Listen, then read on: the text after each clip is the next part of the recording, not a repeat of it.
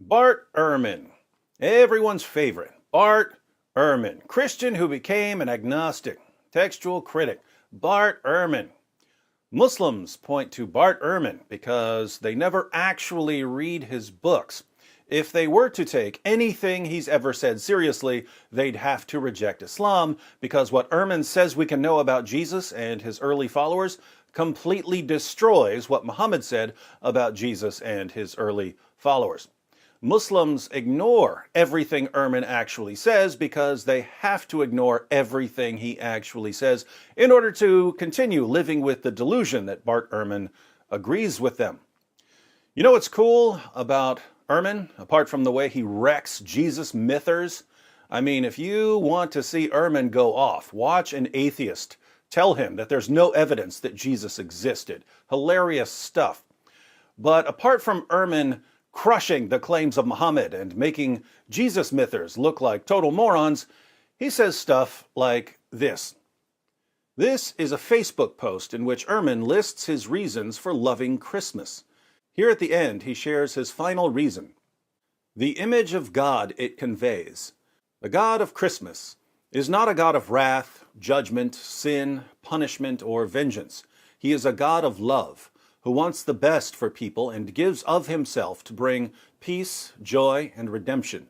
That's a great image of a divine being. This is not a God who is waiting for you to die so he can send you into eternal torment. It is a God who is concerned for you and your world, who wants to solve your problems, heal your wounds, remove your pain, bring you joy, peace, happiness, healing, and wholeness. Can't we keep that image with us all the time? Can't we affirm that view of ultimate reality 52 weeks of the year instead of just a few?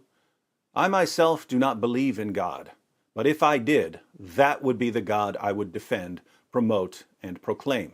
Enough of war, enough of starvation, enough of epidemics, enough of pain, enough of misery, enough of abject loneliness, enough of violence, hatred, narcissism, self-aggrandizement, and suffering of every kind.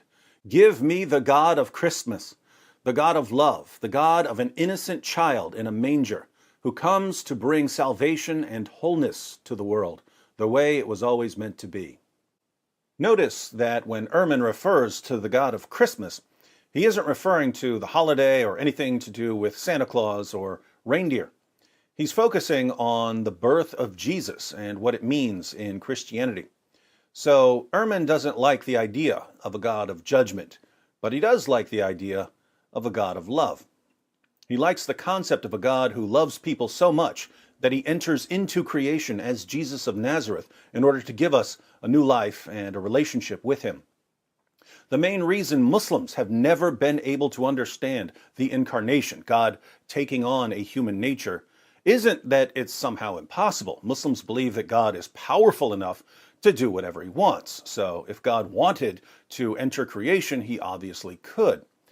The real reason they can't get their minds around the incarnation is that they don't believe in a God who loves people enough to do something like that.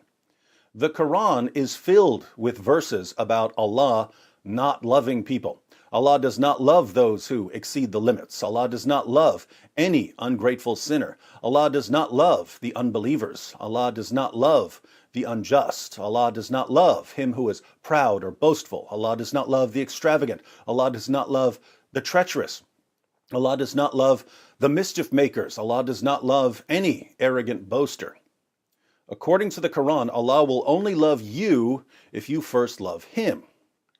Jesus condemns this sort of love. He says in Matthew 5, "You have heard that it was said, 'Love your neighbor and hate your enemy.' But I tell you, love your enemies and pray for those who persecute you, that you may be children of your Father in heaven. He causes his sun to rise on the evil and the good, and sends rain on the righteous and the unrighteous. If you love those who love you, what reward will you get? Are not even the tax collectors doing that? If you love unbelievers or the unjust or your enemies, you're more loving than Allah. Think about that. What sense does it make for a human being to be greater than God in some important way? And yet the world is filled with people who are more loving than Allah. I love people more than Allah does, and I'm a psychopath. But we're not more loving than the God of the Bible, the God who entered this world and allowed himself to be tortured and killed by people he created in order to take the punishment that those people deserved. Ehrman no longer believes in God, but sometimes when he talks about Christianity, it's clear that he misses parts of the Christian message. Not all of it, but parts of it. Ehrman here reminds me of Charles Templeton. Templeton used to preach alongside his dear friend Billy Graham. Then one day he was looking at a photograph of an African woman who was holding her dead baby, and he concluded that God doesn't exist. He spent years trying to convince Billy Graham that Christianity was false, but Billy Graham went on to preach the gospel to more people than anyone else in history. Lee Strobel interviewed Templeton for the book The Case for Faith. When Templeton talked about God, he was pretty hostile and absolutely adamant that God doesn't exist. But when Lee asked him about Jesus, Templeton said that Jesus was the greatest human being who has ever lived. Much to Lee's surprise, Templeton also said, "I miss him." Templeton had spent decades criticizing Christianity, and he had tried to destroy the faith of one of the greatest evangelists of all time. But he was honest enough to admit that in spite of his staunch opposition towards Christianity, he still missed Jesus. I think Bart Ehrman misses Jesus. It's kind of strange to miss a person who died nearly 2,000 years ago once you reject the theology surrounding the person. How do you miss a person that way unless you had a relationship with him? What is it about this first-century carpenter from Nazareth that fascinates the entire world like no one else ever could? Who was Jesus that even an agnostic whose career is dedicated to undermining confidence in the New Testament can still say, "Give me the God of Christmas, the God of love, the God of an innocent child in a manger who comes to bring salvation and wholeness to the world the way it was always meant to be"? Try to figure that out over the holidays. And Merry Christmas, especially to you, Bart.